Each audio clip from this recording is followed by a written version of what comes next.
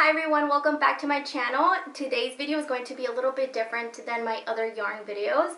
I have for you I'm going to take you along on the process of me making my son and my daughter their daddy dolls that they are getting for their daddy's appointment that happened about a day ago. So she's 2.5 and my son is 4, and yeah, I think they're definitely in the age where they understand and they kind of feel when daddy is gone. So I'm going to make them their deployment daddy dolls. I hope to do them justice and they come out okay. If you don't know what a deployment daddy doll is, it's basically a picture of dad in a little pillow form so they can snuggle and hug him whenever they miss him. And so that's what I'm going to be making for them today. You're making daddy dolls. I'm making daddy dolls. And so I got them fabrics. I'll show you what I got and then I'll take you through the process with me because I've never made one before. So this is going to be new for me. Henry's spot. This one is Henry's, and this is a really pretty blue with gold stars that he picked out himself, which I thought was really cute. My husband is in the Air Force, so the blue kind of goes with that. But I like that he picked up the gold stars. And I picked up some gold thread just to go with the theme of his little fabric. You're such a good helper. Thank you for holding it up. You want to show them? Yeah, there you go. Isn't it pretty? And it goes with the gold stars. Pretty. And I also got her some pretty purple with butterflies and some pretty flowers. My son helped me pick this one out for his sister, so this is really cute because you like butterflies and flowers. Yeah. And I got my sewing machine, so I had that already. And other thing I got were some heat transfer paper, and I got the specific one that transferred to dark, which if you're going to do it on white, there are transfer to light, I believe. And so I tried this out. It comes with 5 sheets for $12.99. I got everything at Hobby Lobby. Everything totaled to about $22 and then plus tax. So I thought it was a pretty good deal for getting hopefully getting 2 daddy dolls out of it. And oh, by the way, on the fabric, I only got half a yard for each, which I feel like it's a lot of fabric. Or just enough for me to get a good sized doll out of it. And I already had the Poly-fil in my closet, so because we make the little crochet toys, so that was really cool. I already had that, so I didn't have to purchase the Poly-fil. I'll definitely leave everything that I am going to be using in this entire process to make a daddy doll. But yeah, I wanted to share this just in case anybody out there is wanting to make one themselves for their son, daughter, nephew, anyone in their family. We're going to get into the video and show you the process of the daddy doll. Say bye. Bye. So I'm at my desktop and I'm going to get started on showing you the settings that I'm going to be using for my before I print my paper. I'm going to show you the size, the image of the picture that I'm using as well. I do want to mention I used my cell phone. I have an iPhone that's going to work as well. I just put it on your desktop, and what I did is usually daddy dolls the photo is taken from their head to their toe in their uniform. But I ended up doing it just a little bit different. I wanted to personalize them even more. So what I did is I had my husband and my son and daughter on a clean background and in their own like normal clothes. He's not in uniform, and I only took the picture from their head to about the waistline, but feel free to do it if you want from the top of the head to the toes, full body. It's up to you. Mom, I can't. So here are both of the photos I'm going to be using. Here is my daughter and our son, and with their dad, giving them a hug.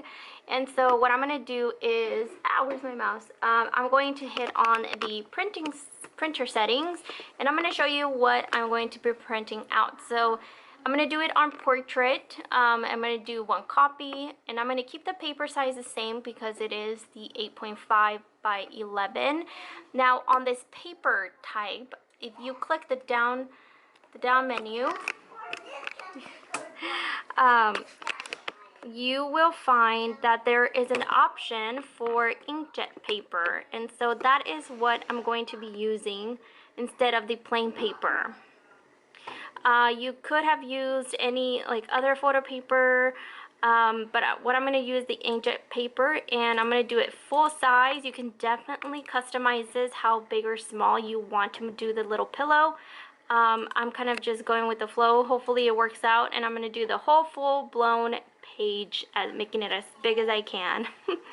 So next up, you'll be seeing the printed page and see how it turns out. So I just got the paper out of the printer, and it actually looks so much better than I expected. I totally recommend using that inkjet paper setting if you do have it. It is just really pretty, and I cannot wait to put this on my daughter's pillow. Hey guys, so now that I have both of my daughters and my son's photo with their dad printed out, which I'm super happy with, that inkjet paper option is, if you have that, that's going to be your go-to for this case, inkjet paper.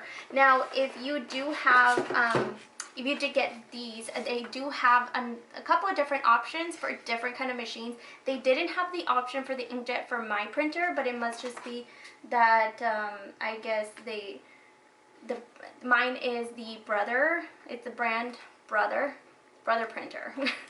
And so it didn't have the option for that, but I'm glad that they did have inkjet paper option on there. So what I'm going to do now is I am going to cut out the silhouette with my Westcott titanium scissors, which it doesn't have necessarily BBs, but these are definitely my favorite. They're definitely fabric scissors, but they're nice and sharp to get a nice clean edge around to iron this on to the cotton fabric.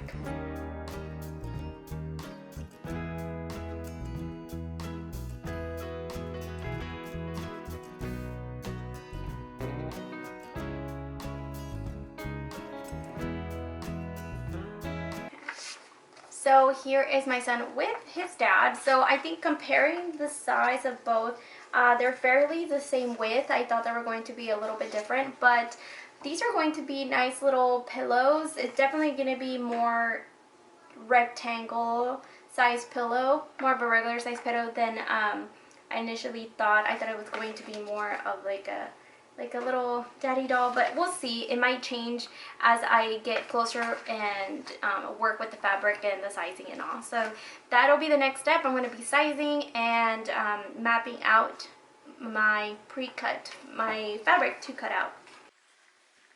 So now that I pre-cut around the picture of my transfer paper, I am going to now be placing it on my half a yard fabric that I got, which is 100% cotton, which is what the paper transfer recommended.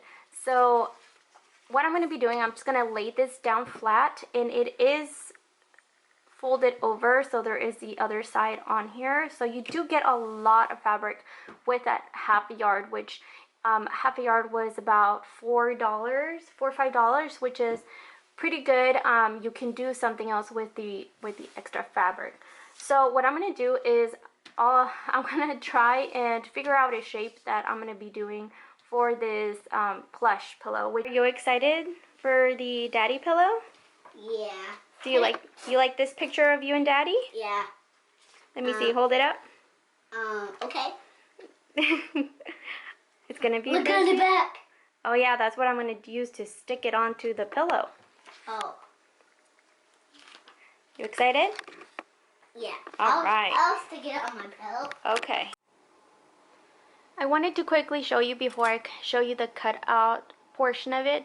Now I did turn this fabric inside out so I can trace with this marker that I was telling you that it's called an embroidery transfer pen, and it removes the markings by using water or a damp cloth. But I am going to be washing these fabrics before ironing on the photos, so it's going to get removed, plus it's going to be in the inside, so it really wouldn't matter. So you could really just use a regular marker if you'd like. Just make sure it's not a Sharpie or a pen that will go through the other side of the fabric, so just be careful with that. You can also use chalk. That one also worked if you're using darker fabrics. That seemed to work pretty good as well. So what I'm going to show you right now is, now I figured out that I feel good about using about 2 inches away from the photo. So it adds in the 1/4 of an inch of seam allowance that I need to sew the edges, and it'll give me room to work with to insert some of the polyfill inside when I sew the top portion of the pillow. So what I do is I hold on, make sure the photo is secure on the fabric, and I put some scissors on there just to keep it steady while I work around it. So all I do is I go around and then mark 2 inches so I can get a good idea of how big the pillow will go. So I went ahead and finished doing the 2 inches around the picture, and as you can see, I also went over it and traced the dashes, connected the dashes around with using a white chalk, and that is going to really help me when I do cut the fabric. And I do want to mention, just in case I don't think I have, this fabric is doubled up, so you have the top and the bottom that is connected. So because I do have the 2 pieces of fabric that I'm going to cut, I do want this to be as even as possible. So I'm going to be using my pins to secure the project, and so it doesn't move when I cut it. To cut it, I will be using my rotary blade, and I got this at Walmart. They're very inexpensive. This is a Westcott brand. This is not sponsored, but I really do love their stuff, and they come in cute little packaging like this. You don't need to have one of these. A pair of fabric scissors will work just as fine, but I do have these, and if you have one too, this would be great to use because it'll create an even line around, and it'll just make it easier to cut. Of course, using your rotary mat on the bottom so your table doesn't get ruined.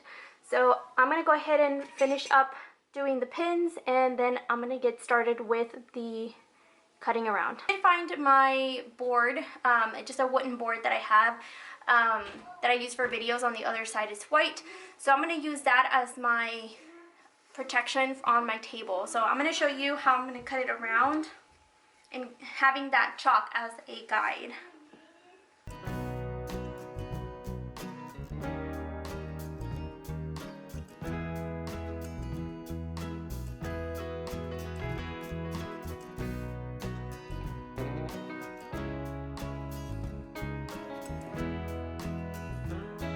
So I went ahead and finished cutting the entire pillow, the one for my son, and so then I went ahead and just measured the one for my daughter to just make sure that it's the same size and that it would work for her fabric. So it did. So I went ahead and traced this other fabric and cut it up. I'm also going to remove the pins because I'm going to turn them right side out so I can put the transfer paper on already. So I was going to wash it before I put the transfer paper, but and I know that when you add the transfer paper, you have to give it 24 hours before you wash it.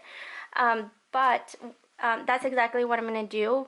I do have some of the transfer paper that I use to practice with, and this has been on here for more than 24 hours, and it's still pretty stinky. Like, for some reason, this transfer paper smells. I'm not sure if that's something normal. It is probably the adhesive in the back, but it doesn't smell very great. So I don't want my children to be cuddling up with something that doesn't smell great, so I'm going to put the transfer paper on this cotton, and I am going to wash it within 24 hours, after 24 hours, and then give it to my children. So this is a little longer process than I thought it was going to be, but I'd rather it be safe for them to cuddle with and not have that stinky adhesive smell around them when they're hugging their dad. So that's what I'm going to be doing. So the next step is going to be ironing on the adhesive, the transfer paper.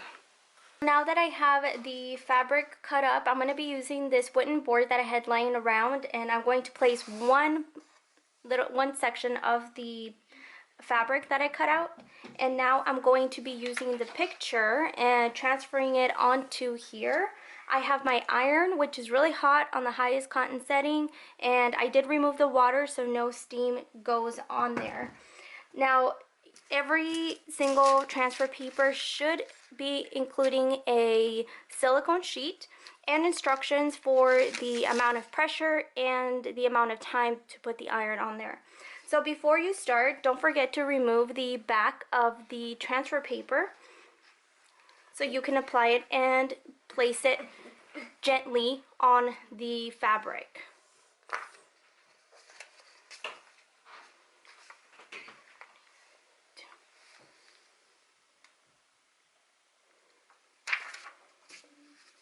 So this transfer paper isn't sticky, so it's going to make it very easy for you to have some time to adjust and place your paper onto your fabric. So I'm going to center it and make sure that's where I want it. And then I'm going to cover it up with my silicone sheet that was provided in the packaging. And I'm going to apply about light to heavy firm pressure for about 90 seconds according to my directions on this specific paper.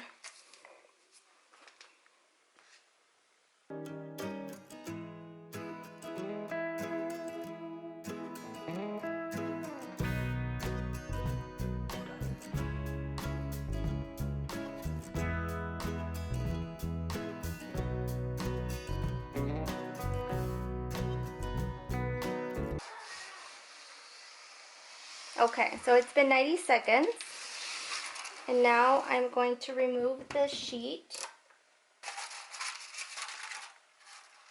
which it basically removed itself, and it is hot, so I'm going to let it cool down, and that's it. I think now your transfer paper is attached to the fabric, and it actually feels really nice. It's very even, there's no like bumps, and so now I'm just gonna wait. So yeah, whenever you transfer it onto the fabric, it will have like a little smell on it, and that is why I'm going to place it on here and then wash it after 24 hours.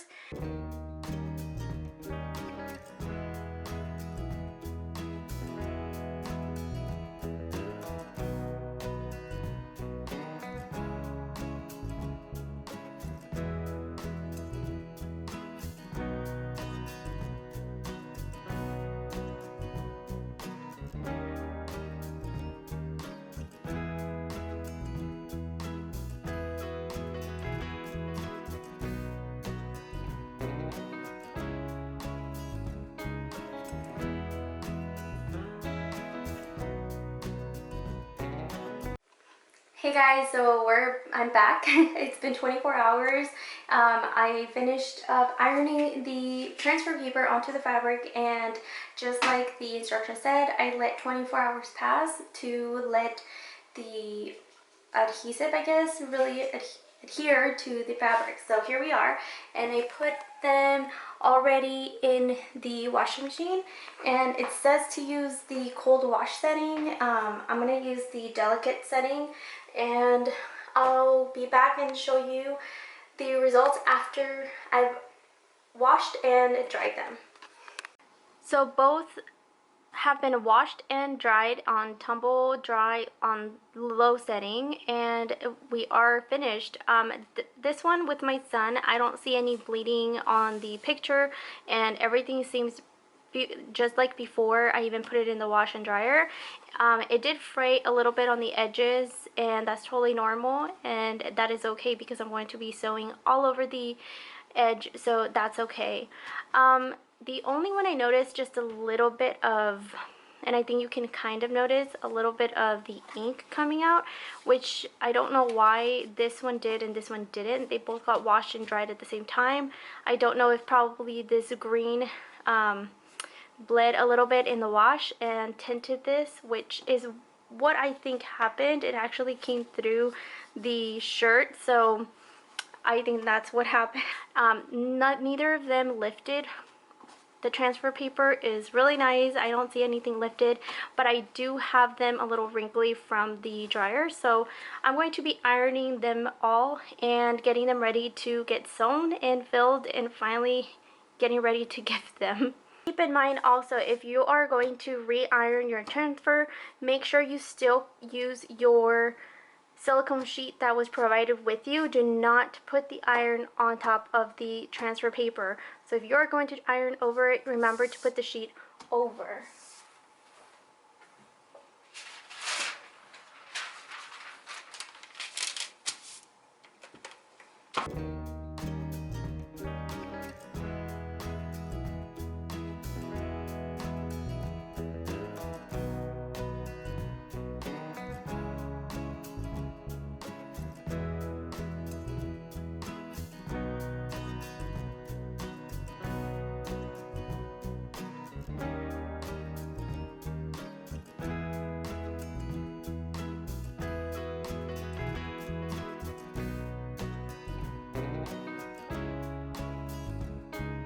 I'm starting by setting up the pillow inside out. So I'm going to align the edges, making sure they're nice and even around, and then I'm going to sew up to 3-4 inches on the bottom, and then I'll scoop everything out so it's inside. So now the right side is outside, and I'm going to start filling and closing it with a hand stitch.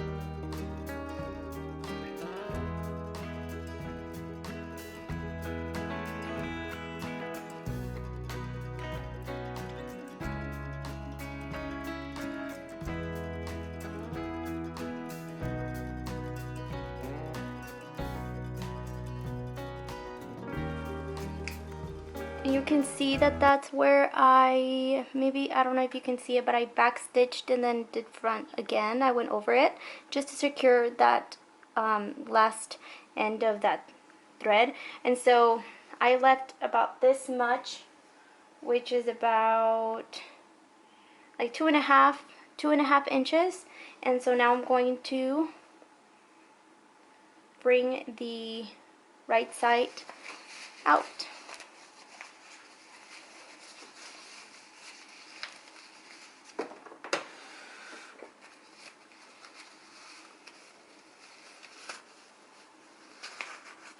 Oh, and I know I totally forgot to insert this here, so if that bothered you, I'm sorry.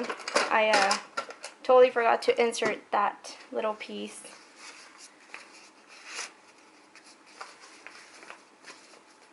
Okay, guys. I'm so excited that this is finally been done.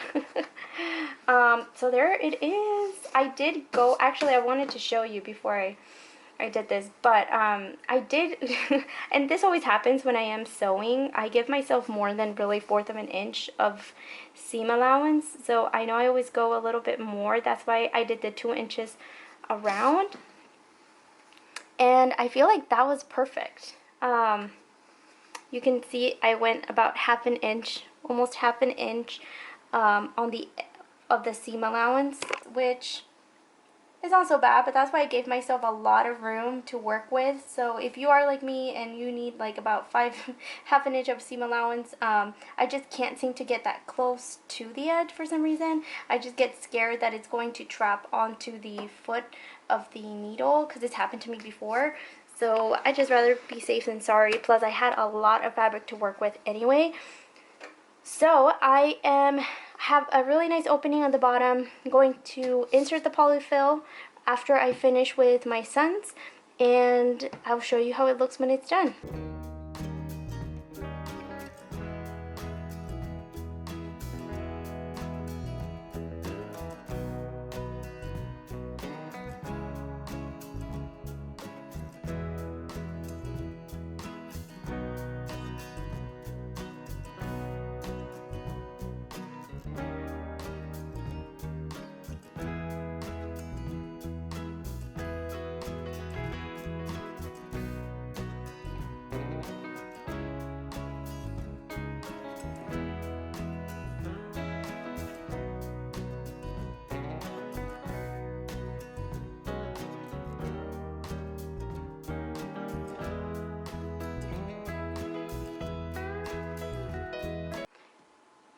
So I went downstairs and got my polyfill, which comes, I think you might need like a full bag or 1/2 a bag of it. I have a whole box that someone gave it to me a long time ago, so I stored a little bit in this extra storage bag and brought them with me. So what you want to do when you're inserting some of the filling inside, you want to make sure you don't just stuff it too much. You want to take your time and make sure you put it at the very top. Don't make it too dense. You want to fluff it up as it gets to the very top. Remember, we want this to be a very comfortable plush. We don't want anything too dense. So this is the thickness we're kind of going for. We're going for this like fluffiness.